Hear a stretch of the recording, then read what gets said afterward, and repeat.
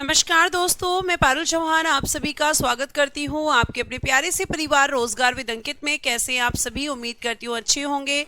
अनूप, अनुभव, सम्राट, सतीश, प्रांजल, मार्शल, हरीश, अमन, फयाज, गिलशन, रोहित, हर्षवर्धन, अंशु, खुशी, जयपाल, उसके बाद शीतल, सागर, सत्या, सभी को मेरी तरफ से गुड इवनिंग, नमस्ते, राधे राधे, राम राम, शस्त्यापकाल। प्यारे प्यारे बच्चों, कैसे हैं आप सभी? उम्मीद करती हूँ आप बहुत अच्छे होंगे और आपका रिवीजन भी बहुत अच्छा चल रहा होगा। प्यारे प्यारे से बच्चों, जैसा कि आप जानते हैं मैं आपको पढ़ा रही थी राष्ट्रपति यानी कि प्रेसिडेंट, और आप जानते हैं कि राष्ट्रपति प्रेसिडेंट में हमने कल पढ़ा था आपका आर्टिकल नंबर 62 और 65। तो मैं आपको ये बता देना चाहूंगी बेटा कि आज हम पढ़ेंगे आर्टिकल नंबर 71, जिसमें कहा गया है कि राष्ट्रपति या उपराष्ट्रपति दोनों से रिलेट करता है ये आर्टिकल। कहा जाता है राष्ट्रपति या उपराष्ट्रपति मतलब प्रेसिडेंट और वाइस प्रेसिडेंट,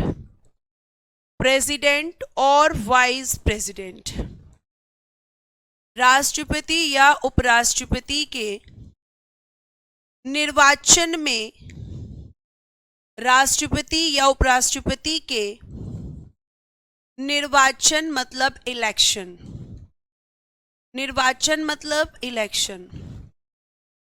निर्वाचन में विवाद होने पर, विवाद मतलब डिस्प्यूट में विवाद होने पर निर्णय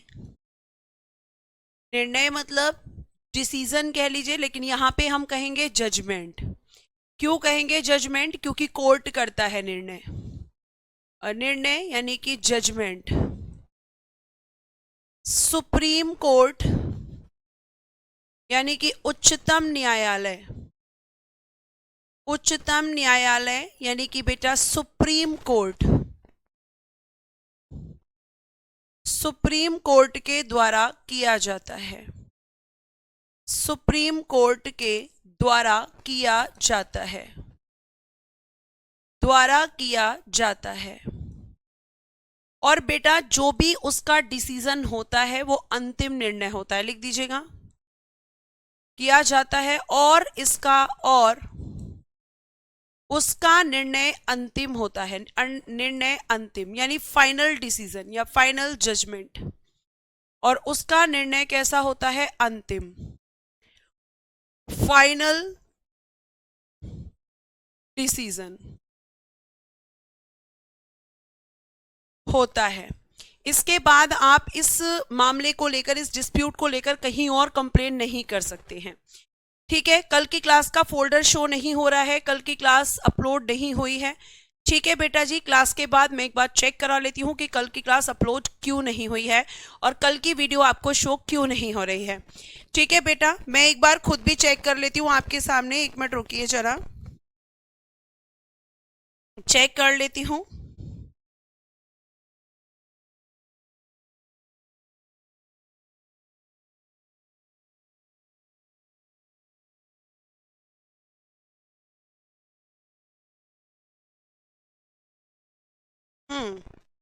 ठीक है बच्चे, मैं एक बार इसको करवाती हूँ, ठीक है, और रीजन पता करती हूँ कि क्यों नहीं हुई थी। अच्छा मैम, हो गई है मगर ऊपर की तरफ है वो। ठीक है, ओके। यहाँ पे अगर मैं आपसे बात करती हूँ बच्चे, तो आप देखेंगे यहाँ पर कि अगर मैं आपसे बात करती हूँ प्यारे बच्चे, तो मैं आपको यहाँ पे जिसका नहीं शो हो रहा है एक बार देख लेती हूँ। वैसे तो यहाँ पर मुझे भी दिख नहीं रही है, पर कोई बात नहीं, एक बार मैं देख लेती हूँ, चेक करवा लेती हूँ इसको क्यों नहीं हुई है। ठीक है, तो आर्टिकल 71 आपको ध्यान रखना है। ठीक है बेटा, मैं एक बार चेक कर लूंगी अगेन कल क्या प्रॉब्लम हुई है। ठीक है, अभी हम पढ़ लेते हैं, प्लीज अभी हम पढ़ लेते हैं। आपसे रिक्वेस्ट है कि प्लीज आप पढ़ लीजिए अब। ठीक है, अब यहाँ पे हम बात करते हैं आर्टिकल 71 में क्या है कि मैम सुप्रीम कोर्ट जजमेंट देता है अगर आपके राष्ट्रपति या उपराष्ट्रपति के इलेक्शन में कोई भी डिस्प्यूट होता है। आर्टिकल 72 में है बेटा जी राष्ट्रपति की क्षमादान शक्तियां, यानी पार्डन पावर्स ऑफ प्रेसिडेंट। क्षमादान शक्तियां यानी कि पार्डन पावर्स, पार्डन पावर्स। और ये किसकी पार्डन पावर्स हैं मैम? हम कहेंगे राष्ट्रपति की। ठीक है, पार्डन पावर्स ऑफ प्रेसिडेंट किस आर्टिकल में है? आर्टिकल नंबर 72 में। और ये दो क्षमादान शक्तियां हैं बच्चे। जब आप इनके बारे में बात करेंगे तो इसमें आप ये भी ध्यान रखना कि राष्ट्रपति जो हैं, राष्ट्रपति मृत्यु दंड को क्षमा कर सकते हैं। मृत्यु दंड आप किसको कहते हैं? Death of sentence, death of sentence. राष्ट्रपति क्या कर सकते हैं? मैं मृत्यु दंड को क्षमा कर सकते हैं। और ये पावर केवल प्रेसिडेंट के पास होती है, क्षमा कर सकते हैं। कोर्ट ने अगर किसी क्रिमिनल को डेथ ऑफ सेंटेंस दिया है, मृत्यु दंड दिया है, तो राष्ट्रपति के पास ये पावर होती है बच्चे कि वो क्या कर सकते हैं। तो आप कहेंगे कि मैम राष्ट्रपति के पास ये पावर होती है कि वो उसको माफ कर सकते हैं। बेटा एक बात मैं डेली नहीं कह सकती हूं कि आर्टिकल सीक्वेंस में नहीं रहेंगे, ये आपको मैं कई बार बोल चुकी हूं, कई बार बेटा। और आप डेली एक ही चीज बोलते हैं कि बीच के आर्टिकल कहाँ गए। बीच के आर्टिकल्स पढ़ाए जाएंगे लेकिन वो इस चैप्टर से रिलेट नहीं करते हैं, राष्ट्रपति से रिलेट नहीं करते हैं, बल्कि वो दूसरी चैप्टर से रिलेट करते हैं। तो वहीं पढ़ोगे ना बच्चे, ऐसा तो है नहीं कि राष्ट्रपति में मैं उपराष्ट्रपति पढ़ाने लग जाऊंगी। ठीक है, प्लीज आपसे रिक्वेस्ट है कि आप लोग चीजों को समझा करें और एक बार में चीजों को अपने माइंड में सेट किया करें कि पढ़ने का तरीका अलग होता है। ऐसा नहीं हो सकता है कि सारे आर्टिकल्स हम एक ही साथ पढ़ लें। ठीक है, अब आगे देखिए, आर्टिकल 72 के बाद हम पढ़ेंगे आर्टिकल 85। इसमें क्या कहा गया है? इसमें कहा गया है कि आपके जो राष्ट्रपति हैं, राष्ट्रपति संसद के सत्र, संसद के सत्र यानी सत्र कह लीजिए या फिर हिंदी में अधिवेशन भी कह सकते हैं। सत्र या अधिवेशन यानी आप कहेंगे संसद के अधिवेशन आहूत कर सकते हैं। आहूत ये क्या होता है मैम? आहूत किसको कहते हैं? आहूत का मतलब होता है बुलाना, सिंपल भाषा में बुलाना। आहूत कर सकते हैं, लिखिएगा आहूत कर सकते हैं। इंग्लिश में लिखिएगा president called the session of parliament, president called the session of parliament, session of parliament आहूत कर सकते हैं। और सत्रावसान, इसको सिंपल भाषा में कहते हैं सत्र का अंत। और क्या कर सकते हैं? And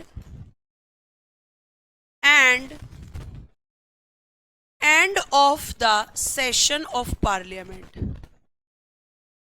and end of the session of parliament, the session of parliament।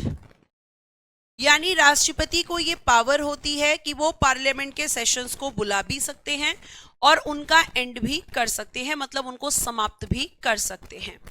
ये बात आपको बहुत अच्छे से ध्यान में रखनी है, ये बात बेटा आपको बहुत अच्छे से ध्यान में रखनी है। ठीक है, आर्टिकल 85 में और क्या कहा गया? इस आर्टिकल में, इसी आर्टिकल में कहा गया है कि आपके जो राष्ट्रपति हैं ये लोकसभा को भंग कर सकते हैं, लोकसभा को भंग कर सकते हैं, भंग कर सकते हैं।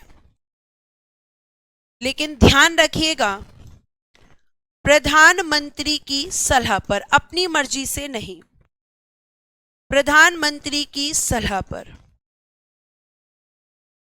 Dissolve the Lok Sabha but after advice of PM, but after advice of PM, PM की सलाह पर, यह आपको ध्यान रखना है, ठीक है, पीएम की सलाह पर।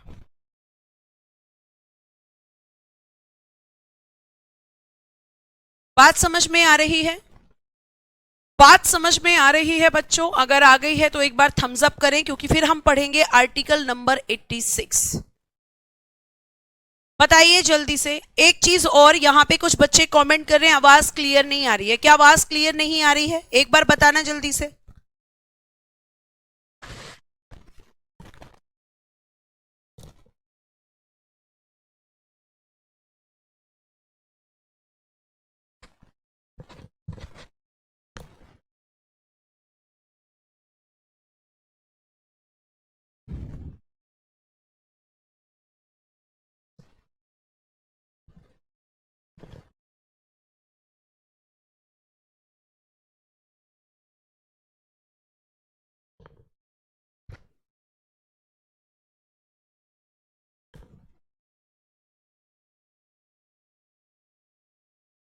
कोई दिक्कत नहीं है मैम, आवाज एकदम परफेक्ट है। फिर ये बच्चे कौन सी ग्रह से आते हैं जो डेली उनको आवाज में प्रॉब्लम होती है? बेटा अगर आवाज में सच में प्रॉब्लम है तो प्लीज बोला करें, अदरवाइज आप अपना ही नुकसान कर रहे हैं और आपके साथ बाकी बच्चों का भी नुकसान होता है।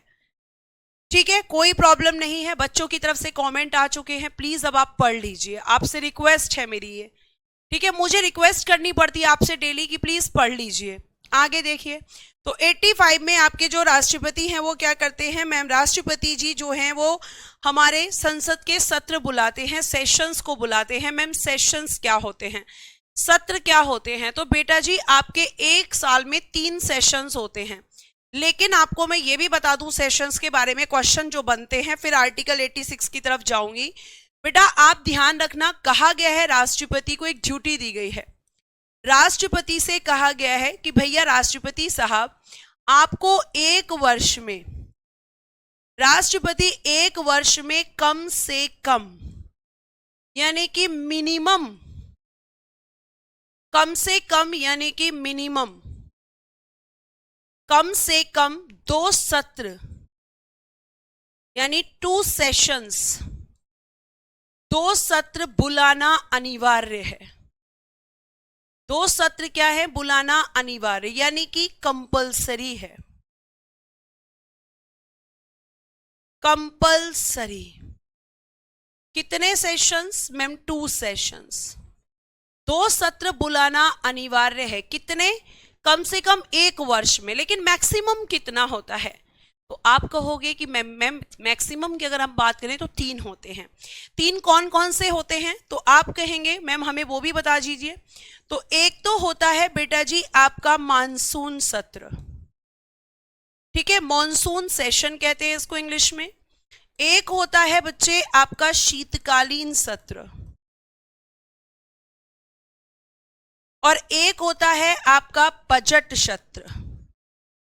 ये 3 सत्र होते हैं, monsoon session, winter session and budget session. Monsoon session, winter session और बच्चे बजट सेशन, ये 3 आपके बहुत इंपॉर्टेंट हैं। लेकिन कहा गया है कि अगर 3 नहीं आ रहे हैं तो कोई बात नहीं, पर 2 कंपलसरी हैं। कितने कंपलसरी होते हैं? 2 सेशंस मिनिमम, ये कंपलसरी होते हैं। और आप एक चीज और ध्यान रखेंगे बेटा कि अगर मैं बात करूं तो ये भी क्वेश्चन पूछा जाता है कि प्रथम सत्र और सेकंड सत्र या द्वितीय सत्र के मध्य, प्रथम सत्र और द्वितीय सत्र के मध्य अधिकतम अंतराल, अधिकतम अंतराल कितना होता है? ठीक है, अधिकतम अंतराल तो लिखना maximum gap of 2 sessions, maximum gap of 2 sessions. तो बताइए बेटा जी कितना गैप होता है? तो आप कहेंगे कि मैम 6 मंथ्स। कितना हो सकता है बच्चे? मैम 6 मंथ्स, यानी 6 महीने के बाद आपका जो है दूसरा सत्र आएगा ही आएगा। अगर पहला session, very good ma'am, 6 months होते हैं। कितने मंथ्स होते हैं मैम? 6 मंथ्स होते हैं, ये आपको ध्यान रखना है। नेक्स्ट लिखिएगा आर्टिकल 86। इसमें क्या कहा गया है?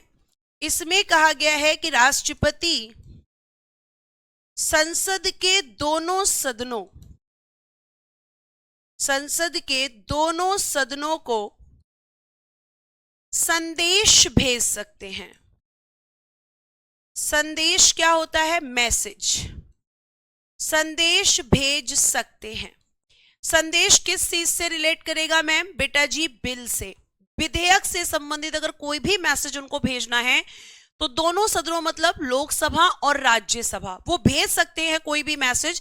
किससे रिलेटेड होता है मैसेज? तो बेटा जी यहां पर आपका जो ये मैसेज रिलेट करता है बच्चा, ये करता है आपका बिल से रिलेटेड होता है, विधेयक से संबंधित होता है। क्योंकि बच्चे आप जानते हैं कि विधेयक में ही कानून बनता है, और विधेयक इन तीनों से, जब लोकसभा और राज्यसभा से कोई बिल पास होता है उसके बाद जब वो आपका राष्ट्रपति के पास जाता है तब जाकर उस पर वो सिग्नेचर करते हैं और तब वो बिल लॉ बनता है। तो इनका रिलेशन किससे होता है? बिल से संबंधित कोई भी मैसेज ये भेज सकते हैं। लिखिएगा कैन send his message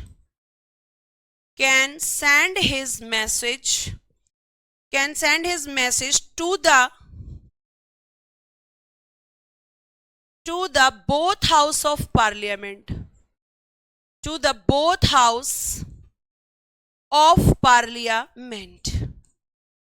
ठीक है, ये आपको ध्यान रखना है।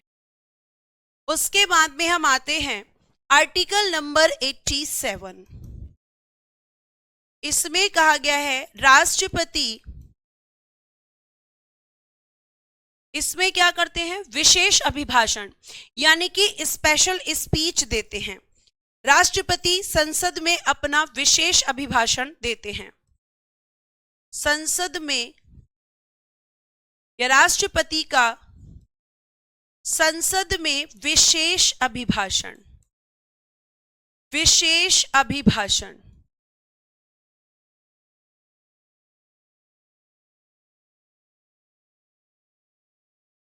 विशेष अभिभाषण को क्या कहते हैं मैम? स्पेशल स्पीच कहते हैं बेटा। विशेष अभिभाषण यानी कि स्पेशल स्पीच, विशेष अभिभाषण देते हैं। अब ये विशेष अभिभाषण क्या होता है और इसको प्रिपेयर कौन करता है? तो प्रिपेयर्ड बाय कैबिनेट, मंत्रिमंडल द्वारा तैयार, या कैबिनेट ही बोल सकते हैं हिंदी में भी, कैबिनेट द्वारा तैयार। ये आपको ध्यान रखना है।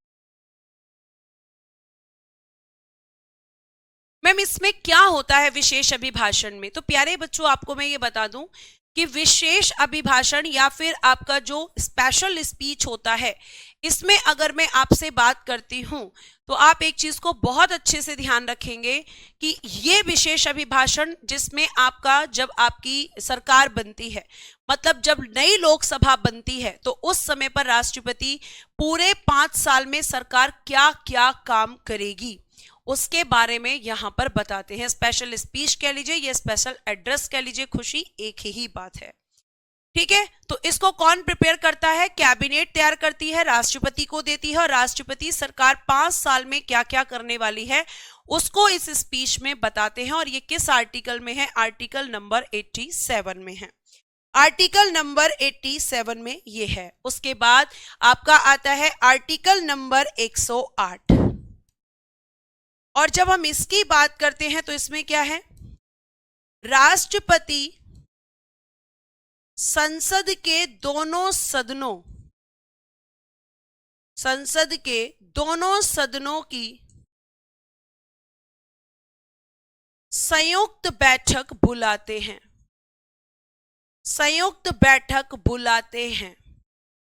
ठीक है, संयुक्त बैठक बुलाते हैं, ध्यान रखिएगा, आर्टिकल 108 में। क्यों बुलाते हैं मैम? तो जब लोकसभा और राज्यसभा का झगड़ा हो जाता है तो उनका पैचअप कराने के लिए, उनका पैचअप कराने के लिए, यानी उन दोनों में जो झगड़ा हुआ है उस झगड़े को खत्म करने के लिए। झगड़ा किस चीज पर होता है मैम? तो झगड़ा यहाँ पर पर्सनल नहीं होता है, बिल को लेकर झगड़ा होता है। और ध्यान रखना कि जो संयुक्त बैठक बुलाई जाती है ये बेटा जी साधारण विधेयक पर बुलाई जाती है, साधारण विधेयक पर ही केवल ज्वाइंट सेशन आता है। लिखना ordinary bill,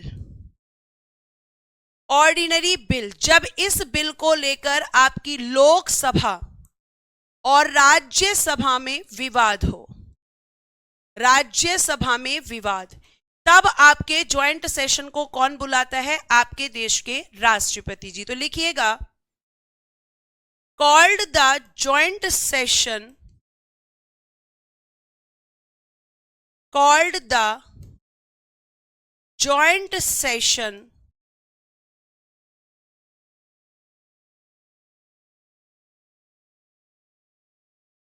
by the president,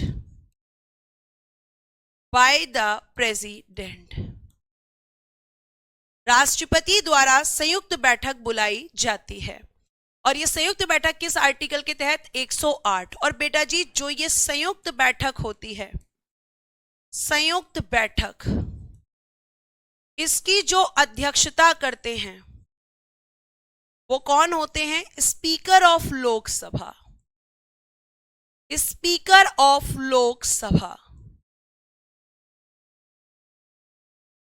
Lok Sabha के अध्यक्ष, स्पीकर ऑफ लोकसभा, लोकसभा के अध्यक्ष। और बेटा अब तक आपके देश में 3 बार आ चुका है, 3 बार इसको बुलाया जा चुका है। ठीक है, किसको? तो मैम ज्वाइंट सेशन को। पहला दहेज अधिनियम, दहेज प्रतिषेध अधिनियम, डॉरी प्रोहिबिशन एक्ट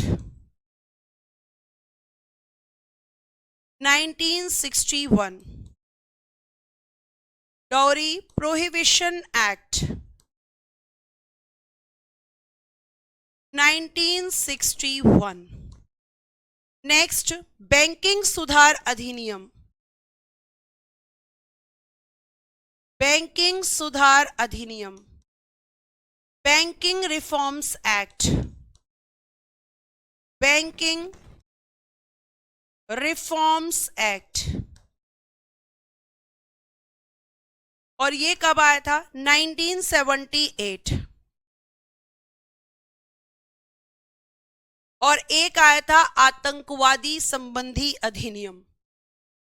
ठीक है, नेक्स्ट आतंकवाद संबंधी अधिनियम या आतंकवाद अधिनियम, आतंकवाद अधिनियम 2002 में,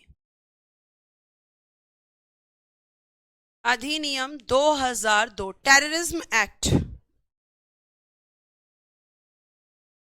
टेररिज्म एक्ट 2002। क्लियर है? ये आपको ध्यान रखना है। उसके बाद प्यारे बच्चे नेक्स्ट लिखिएगा आर्टिकल नंबर 123। राष्ट्रपति इसमें क्या करते हैं? राष्ट्रपति द्वारा अध्यादेश जारी, राष्ट्रपति द्वारा अध्यादेश जारी, अध्यादेश जारी। Issued the ordinance by the president, issued the ordinance by the president। अब बेटा आपसे मैं एक चीज पूछना चाहती हूं, मुझे बताइए हमारे देश में कानून कौन बनाता है? मुझे बताइए हमारे देश में कानून कौन बनाता है? अच्छा, आर्टिकल 111 भी बताओ मैम? ठीक है, आर्टिकल 111 भी मैं आपको बता दूंगी, लेकिन अभी प्लीज आप मुझे 123 लिख दिया है तो 123 के बारे में बताएं। प्यारे बच्चे, आपको मैंने बताया है कि हमारे देश के लिए कानून बनाती है संसद, और संसद का मतलब 3 लोगों से है, लोकसभा, राज्यसभा और राष्ट्रपति। यानी मैम अगर कोई भी कानून बनाना है तो हमें इन तीनों की जरूरत होगी, यानी इन तीनों में से अगर कोई भी एक नहीं होगा तो कानून नहीं बन सकता है। लेकिन कई बार तो मैम लोकसभा और राज्यसभा छुट्टी पर चले जाते हैं, उनके सेशंस नहीं होते हैं, लेकिन हमें एट अ टाइम एक कानून की जरूरत है। हमें तुरंत एक ऐसे अधिनियम की जरूरत है, देश में ऐसी अव्यवस्था फैल गई है कि तुरंत कानून चाहिए। ठीक है, तो आप कहेंगे कि मैम ऐसे कानून बनाने के लिए तो हमें तीनों चाहिए, लेकिन फिर अगर ऐसी सिचुएशन है कि तुरंत कानून चाहिए तो उस तुरंत कानून के लिए बेटा जी अध्यादेश जारी होता है। तो अध्यादेश से पहला मैं अगर बताऊं प्यारे बच्चे, तो पहला क्वेश्चन ये बनता है कि अध्यादेश कब जारी होता है, इसे कब जारी किया जाता है। एक क्वेश्चन ये, तो आप लिखेंगे जब संसद का कोई एक सदन, चाहे वो लोकसभा हो चाहे वो राज्यसभा, या दोनों सदन सत्र में ना हो, दोनों सदन सत्र में ना हो, यानी लोकसभा और राज्यसभा दोनों काम ना कर रहे हो, या लोकसभा कर रही है पर राज्यसभा नहीं कर रही है। मैं बताती हूं यहां पर प्यारे बच्चे कि मान लीजिए एक समय ऐसा है कि लोकसभा काम नहीं कर रही और ये दोनों हैं, तो कानून बनेगा? आप कहोगे नहीं मैम। अब मान लो एक समय ये काम नहीं कर रही और लोकसभा और प्रेसिडेंट कर रहे हैं, तो क्या कानून बनेगा? नहीं मैम, क्योंकि तीनों की जरूरत है मैम, तीनों को कानून बनाने की जरूरत है। और प्यारे बच्चे आप ये चीज बहुत अच्छे से ध्यान रखेंगे कि अगर तीनों में से कोई एक नहीं होगा तो कानून नहीं बनेगा। अब अध्यादेश क्या होता है? तो बेटा अध्यादेश एक कानून की तरह होता है लेकिन कानून नहीं होता। क्यों मैम? कानून होता है पर कानून की तरह नहीं होता, इसका मतलब क्योंकि तीनों ने नहीं बनाया इसे, केवल इमरजेंसी ऐसी आ गई, एक ऐसी तत्कालीन परिस्थिति पैदा हो गई कि राष्ट्रपति को जारी करना पड़ा, तो ये कानून की तरह काम करता है पर कानून नहीं है, क्योंकि अभी इसमें तीनों की सहमति नहीं है। तो कब जारी होता है? जब संसद का कोई एक सदन या दोनों सदन सत्र में ना हो, यानी कि काम ना कर रहे हो। फिर दूसरा क्वेश्चन है कि अध्यादेश पर अनुमोदन का समय कितना होता है? अनुमोदन का समय यानी duration of approval, duration of approval, ओहो, ड्यूरेशन ऑफ अप्रूवल। और किसका अप्रूवल चाहिए? तो भाई राष्ट्रपति जी ने तो जारी किया है, तो अप्रूवल चाहिए लोकसभा और राज्यसभा का, तो अप्रूवल क्यों चाहिए? कि भाई अध्यादेश सही है गलत है, ये हमें अप्रूवल चाहिए। बच्चा कह रहा है 6 महीने 6 वीक। अच्छा, और अगर मैं तुमसे पूछूं कि अप्रूवल का, तो तुमने ये आंसर दे दिया, और मैं अगर तुमसे पूछूं अध्यादेश की अधिकतम अवधि कितनी होती है, तब क्या आंसर करोगे? अध्यादेश की अधिकतम अवधि, तब क्या आंसर करोगे? देखते हैं, अब घूमोगे तुम। Maximum duration of ordinance, maximum duration of ordinance, तब क्या आंसर करोगे बेटा? अब बताओ। अनुमोदन क्या होता है विशाल? अनुमोदन का मतलब होता है स्वीकृति लेना, स्वीकृति है आपकी या नहीं है। अप्रूवल, अनुमोदन, स्वीकृति, एक्सेप्टेंस, कुछ भी आप वर्ड यूज कर सकते हो। 14 दिन। अच्छा, सबसे पहले मैं बता दूं अनुमोदन का मतलब होता है लोकसभा और राज्यसभा की अध्यादेश पर स्वीकृति लेना, और स्वीकृति का समय कितना होता है लिखिएगा।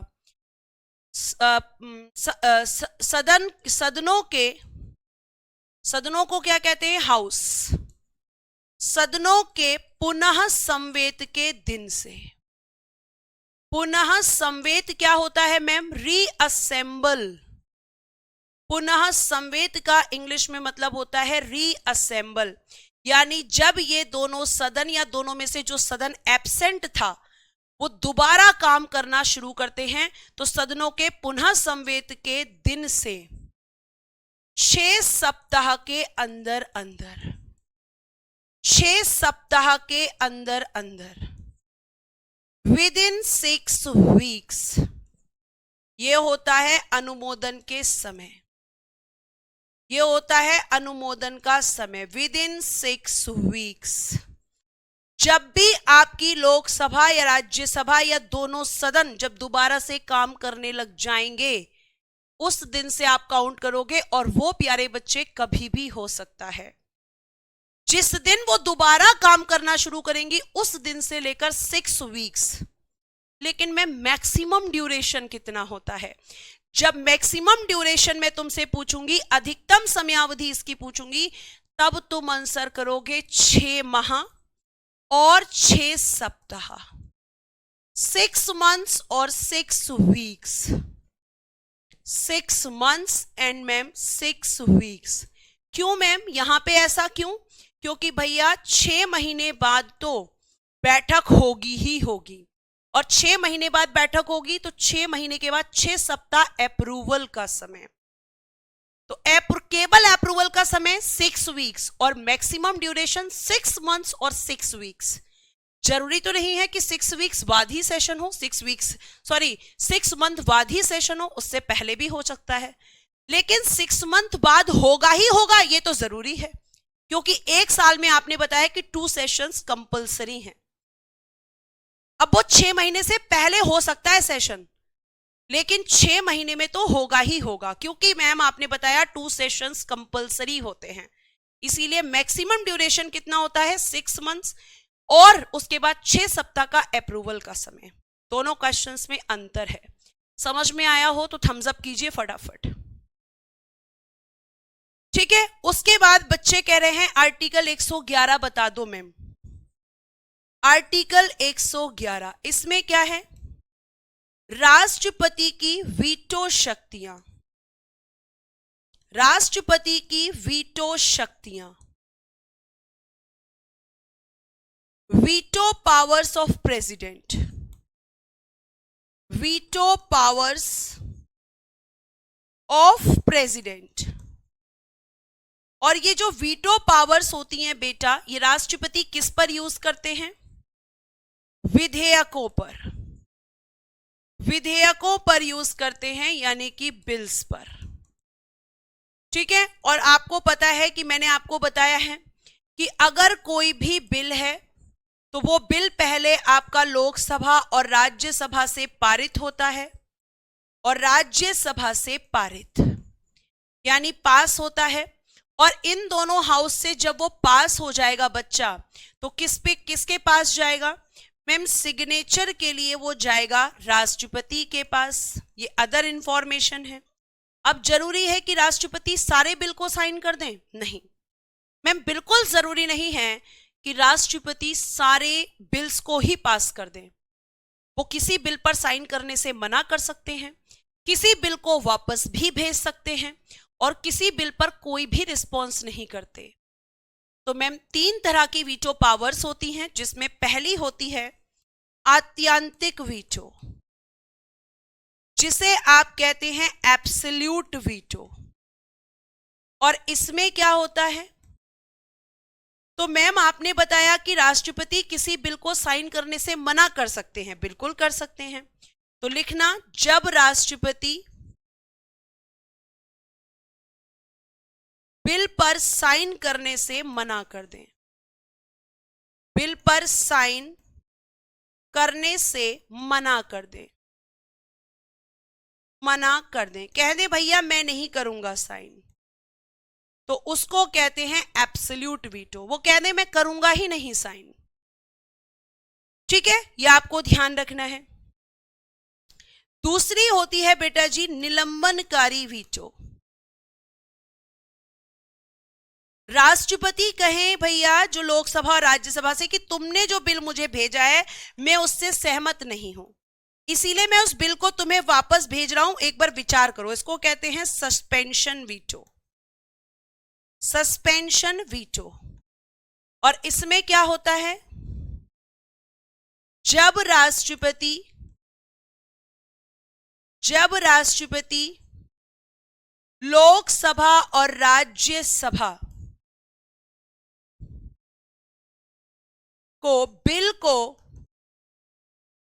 पुनर्विचार के लिए, पुनर्विचार मतलब रिकंसीडर, पुनर्विचार का मतलब इंग्लिश में होता है रिकंसीडर, यानी दोबारा से विचार करो, इसमें कुछ गलतियां हैं। जब राष्ट्रपति लोकसभा राज्यसभा को बिल को पुनर्विचार के लिए वापस भेजते हैं, तो उसको कहते हैं सस्पेंशन वीटो। और एक चीज ध्यान रखना, अगर बिल दोबारा राष्ट्रपति के पास आता है,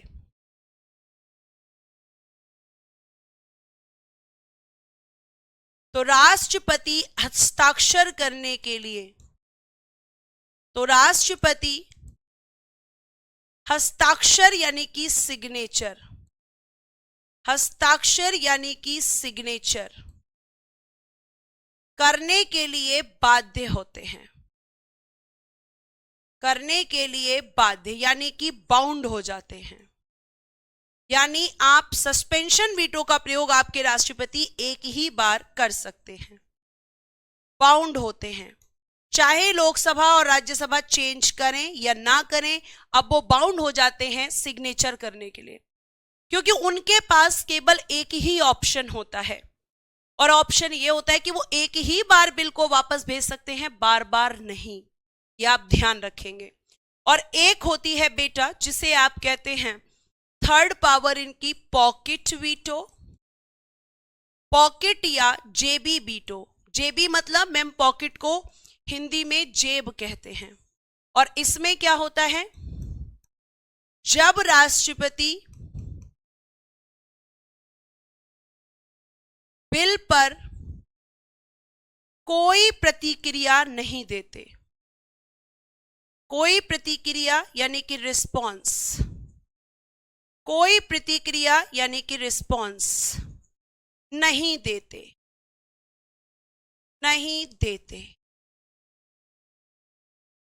यानी ना तो वो ये कहते हैं कि मैं साइन करूंगा, ना वो ये कहते हैं कि मैं नहीं करूंगा, ना वो ये कहते हैं कि मैं भैया यहां पर इस बिल को वापस भेज रहा हूं। मतलब जब कोई रिस्पॉन्स करते नहीं और उस बिल को पॉकेट में रख के भूल जाते हैं।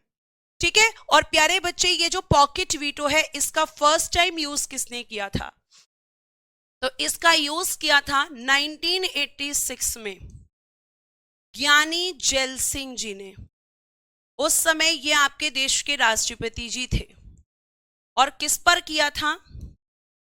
डाक संशोधन विधेयक पर, डाक संशोधन विधेयक,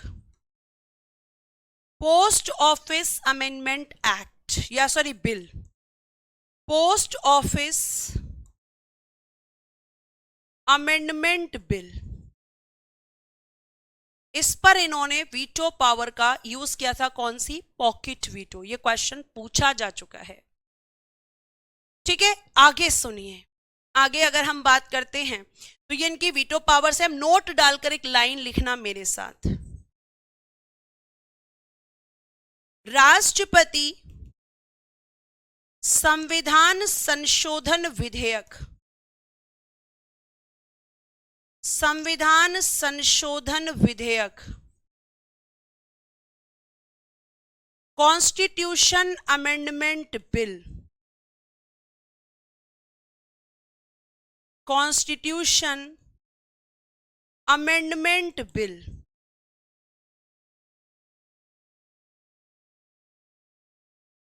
राष्ट्रपति संविधान संशोधन विधेयक पर किसी भी वीटो शक्ति का प्रयोग, किसी भी वीटो शक्ति का प्रयोग नहीं कर सकते, किसी भी वीटो शक्ति का प्रयोग नहीं कर सकते।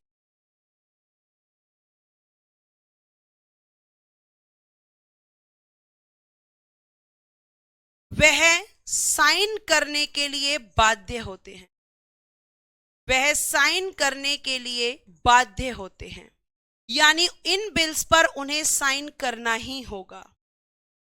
और इनका ये जो इनको बाध्य किया गया है या बाउंड किया गया है वो किस संशोधन के द्वारा? तो इनको बाउंड किया गया है 24वां संविधान संशोधन 1971। कहा गया कि नहीं कर सकते आपको साइन करना ही होगा कॉन्स्टिट्यूशन अमेंडमेंट बिल पर, ठीक है। और लास्ट हम लिखेंगे राष्ट्रपति जी के बारे में आर्टिकल 143, लिखिएगा। राष्ट्रपति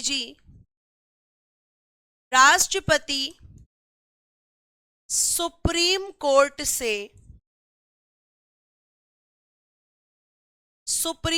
से कानूनी मामलों, जिन्हें आप कहते हैं लीगल मैटर्स, कानूनी मामलों जिन्हें आप कहते हैं लीगल मैटर्स, और कानूनी मामलों और सार्वजनिक महत्व के मामलों। सार्वजनिक महत्व के मामले मतलब जो पब्लिक से रिलेटेड होते हैं, सार्वजनिक महत्व के मामलों यानी public importance matters, public importance matters.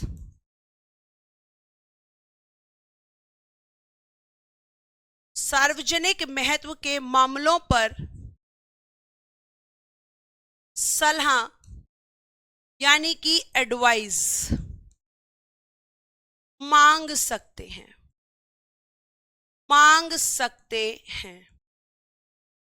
एक और लाइन लिख लेना कि ये सलाह मांग तो सकते हैं लेकिन सलाह मानने के लिए बाध्य नहीं है। राष्ट्रपति सुप्रीम कोर्ट की सलाह मानने के लिए बाध्य नहीं है, क्योंकि बेटा सलाह कभी भी बाध्यकारी नहीं होती, सलाह मानने के लिए बाध्य नहीं है, बाउंड नहीं है।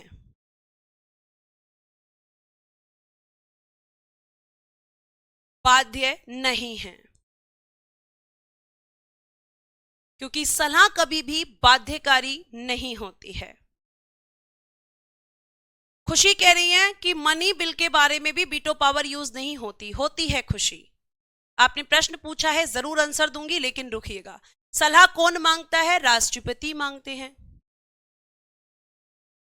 पढ़ के देखिए बेटा ध्यान से। रूपा कुमारी, केवल कमेंट नहीं करना होता है, लाइन को पढ़ना होता है। राष्ट्रपति सुप्रीम कोर्ट से कानूनी मामलों और सार्वजनिक महत्व के मामलों में सलाह मांग सकते हैं, लेकिन जो सलाह सुप्रीम कोर्ट उनको देगा वो जरूरी नहीं है कि वो उसको माने। हिंदी में क्या लिखना है संदीप कुमार? इतना भी हिंदी मत चिल्लाया करो कि तुम्हें सुप्रीम कोर्ट नहीं पता कि सर्वोच्च न्यायालय को कहते हैं। ये बहुत गलत बात है। इतना अपने आप को इतना ज्यादा मतलब स्ट्रिक्ट मत बनाओ कि नहीं हिंदी में ही लिखना है। बहुत गलत बात है ये। आगे आपको लिखना है राष्ट्रपति तीनों सेनाओं कौन कौन सी तीनों सेनाएं होती हैं मैम? थल यानी कि आर्मी, वायु यानी कि एयरफोर्स, थल, वायु और नौसेना। सेना लगा लेना सबके आगे। थल सेना, वायु सेना, ठीक है, और नौसेना मतलब नेवी। राष्ट्रपति तीनों सेनाओं के सर्वोच्च प्रमुख, हाईएस्ट हेड होते हैं। तीनों सेनाओं के कौन होते हैं? सर्वोच्च प्रमुख, हाईएस्ट हेड होते हैं। ठीक है, ये आपको ध्यान रखना है। उसके अलावा प्यारे बच्चे, राष्ट्रपति युद्ध की घोषणा करते हैं, युद्ध एवं युद्ध शांति की घोषणा करते हैं, युद्ध शांति की घोषणा। अब खुशी ने जो क्वेश्चन पूछा है मैं एक बार आंसर दे देती हूं, नहीं तो उनके दिमाग में वो क्वेश्चन चलता रहेगा। एक होता है बेटा जी ऑर्डिनरी बिल, जिसे हम कहते हैं, ये अदर इंफॉर्मेशन है, साधारण विधेयक, और इस पर सभी वीटो शक्तियों का प्रयोग होता है, सभी वीटो शक्तियों का प्रयोग, सभी वीटो शक्तियों का प्रयोग। ठीक है, आपके राष्ट्रपति जी सारी वीटो शक्तियों का प्रयोग इस पर कर सकते हैं। और एक होता है मनी बिल, जो कि खुशी का क्वेश्चन है, जिसे हिंदी में कहते हैं धन विधेयक। तो इस पर 2 वीटो पावर्स का यूज होता है, केवल 2 का। एक बेटा जी आत्यंतिक वीटो यानी कि एब्सोल्यूट वीटो, और दूसरा बेटा जी पॉकेट वीटो। इस पर निलंबनकारी वीटो का प्रयोग नहीं होता। ये खुशी आपके क्वेश्चन का आंसर है। 2 वीटो पावर इसमें होती हैं, एब्सोल्यूट, सॉरी इंग्लिश गलत लिख दी मैंने, एब्सोल्यूट वीटो और पॉकेट वीटो। सस्पेंशन वीटो का नहीं होता। मैम कारण क्या है? कारण यह है कि मनी बिल राष्ट्रपति की मर्जी से ही पेश किया जाता है, इसलिए। ठीक है, इसलिए मैम। क्लियर यहां तक? इतनी बात आपको समझ में आ रही है? तो आप ध्यान रखेंगे कि कॉन्स्टिट्यूशन अमेंडमेंट बिल पर कोई वीटो पावर यूज नहीं होती। एब्सोल्यूट वीटो जो होती है, अगर मैं बात करती हूं, वो सॉरी ऑर्डिनरी बिल पर जो पावर्स यूज होती हैं सारी की सारी यूज होती हैं, और मनी बिल पर केवल 2 होती हैं, सस्पेंशन वीटो नहीं होती। कारण, क्योंकि मैम अगर हम बात करें तो मनी बिल राष्ट्रपति की मर्जी से ही लोकसभा में पेश होता है, इसलिए। ठीक है, इतनी बात समझ में आई। अब यहां पे चलते हैं हम, और आपका एक नया चैप्टर है उपराष्ट्रपति, वाइस प्रेसिडेंट, वाइस प्रेसिडेंट। और जब हम इनके बारे में बात करते हैं तो सबसे पहला, देश का दूसरा सर्वोच्च पद, देश का दूसरा सर्वोच्च पद, second highest post in India, second highest post in India. First बताइए किसकी है? फर्स्ट बताइए जल्दी से कमेंट बॉक्स में किसकी है। और बेटा जी नेक्स्ट लिखिएगा, यह पद लिखिएगा टेकन फ्रॉम अमेरिका, ऐसे लिखना, this post taken from America, taken from America. यह पद अमेरिका से लिया गया है, यह पद अमेरिका से लिया गया है। This post taken from America. ये मैंने सोर्सेज ऑफ कॉन्स्टिट्यूशन में भी आपको पढ़ाया था। वेरी गुड मैम, राष्ट्रपति, शाबाश। जिन बच्चों ने आंसर किया है कि मैम राष्ट्रपति जो है वो हाईएस्ट पोस्ट होता है इंडिया में, बिल्कुल सही है। अब प्यारे बच्चे आप लिखेंगे आर्टिकल नंबर 63। इसमें लिखना, आर्टिकल नंबर 63 में कहा गया भारत का एक उपराष्ट्रपति होगा, भारत का एक उपराष्ट्रपति होगा।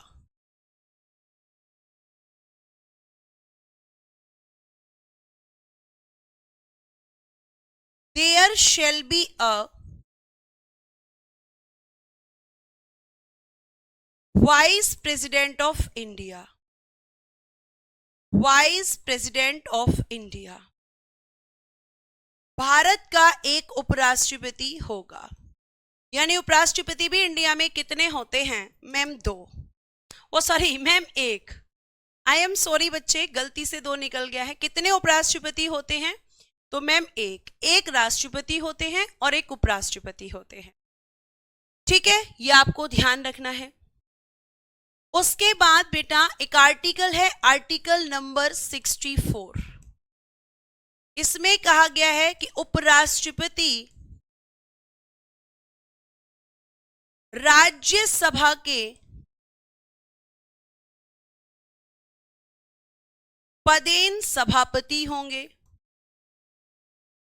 पदेन सभापति होंगे। लिखिएगा, वाइस प्रेसिडेंट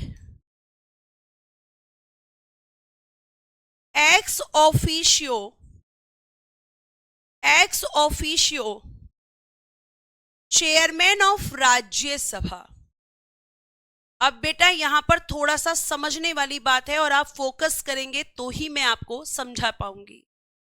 प्लीज आपको ध्यान से सुनना है। प्यारे बच्चे, यहां एक वर्ड लिखा है पदेन सभापति, यानी कि एक्स ऑफिशियो चेयरमैन। इसका क्या मतलब है मैम? इसका मतलब है कि ये राज्यसभा के सभापति तो होते हैं, लेकिन ये उस सदन के सदस्य नहीं होते। ये क्या लिखा है मैंने कि मैम ये उपराष्ट्रपति जो होते हैं ये आपके राज्यसभा में सभापति तो होते हैं, लेकिन यहां एक वर्ड लिखा है पदेन।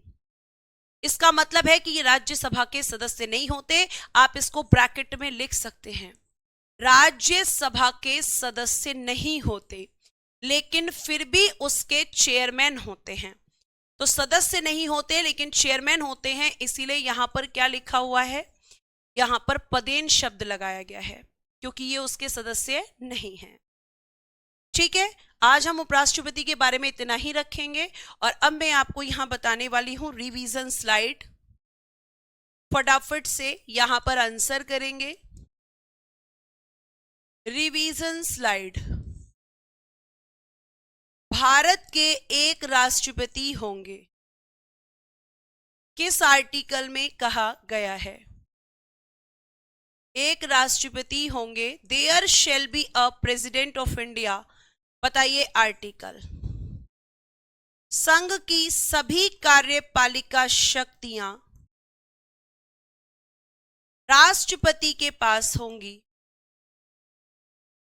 ऑल यूनियन एग्जीक्यूटिव पावर्स, संघ की सभी कार्यपालिका शक्तियां